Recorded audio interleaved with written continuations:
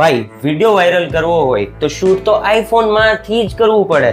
Editing plus uploading આ પણ આઈફોનમાંથી જ કરવું પડે. હવે આ વસ્તુ હું નથી કહેતો, લોકો આવું માને છે, પણ આ વાતમાં સચ્ચાઈ કેટલી છે તો એના માટે છે ને ભાઈ બહુ જબરદસ્ત શોકિંગ રિઝલ્ટ મેં કલેક્ટ કરેલા છે, જે તમને બતાવી દઉં. ટોટલ 3 વિડીયો તમને હું બતાવી જે છે ને એન્ડ્રોઈડમાંથી અપલોડ કરેલા છે. એમાંથી જો સ્ક્રીનમાં એક આ પહેલો વિડીયો જે 21.3 મિલિયન છે, બરાબર. 2 વર્ષ પહેલા અપલોડ કરેલો હતો અને 14 કલાકમાં, આફ્ટર અપલોડ 14 કલાકમાં લગભગ 14 મિલિયન હતો. અને શોકિંગ વાત એ છે કે જ્યારે આ વિડીયો અપલોડ કર્યો ને ત્યારે આજે 21.5K ફોલોવર છે ને 700 હતા. આ ફોનમાંથી શૂટ કરેલો છે, વિચાર કરો, Vivo V20. હવે એક બીજો વિડીયો બતાવી દઉં.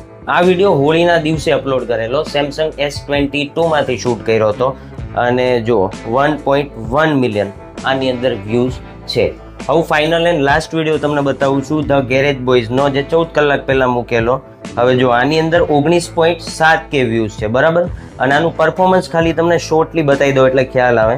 જો 58% હાયર દેન ટિપિકલ છે, એટલે કે રેગ્યુલર રીલ જે હું મૂકું છું ને એની કરતાં આ વિડીયોનું પરફોર્મન્સ અને વ્યૂ વધારે સારા છે, બરોબર. તો હવે એનો મતલબ એવો નથી કે આ હું સેમસંગમાંથી મૂકું છું, એન્ડ્રોઈડમાંથી મૂકું છું એના કારણે વ્યૂઝ જાય છે. નહીં ભાઈ, જો આ જ મેઇન વસ્તુ છે, અહીંયા જ સમજવા જેવું છે કે આ જે બધું આપણા મનની જે આ બધી મીથ છે ને એને કાઢી નાખવાની જરૂર છે.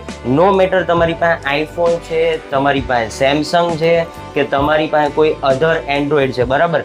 કન્ટેન્ટમાં દમ હશે, ઇન શોર્ટ એટલે વાયરલ ઓટોમેટિક જાય, નો મેટર કોઈ પણ ફોન હોય. એટલે આ વસ્તુ દિમાગમાંથી બિલકુલ કાઢી નાખો. અને તમે હજી આપણા ધ પેજને ફોલો નથી કર્યું તો કરો ને ભાઈ, ફટાફટ ફોલો કરો.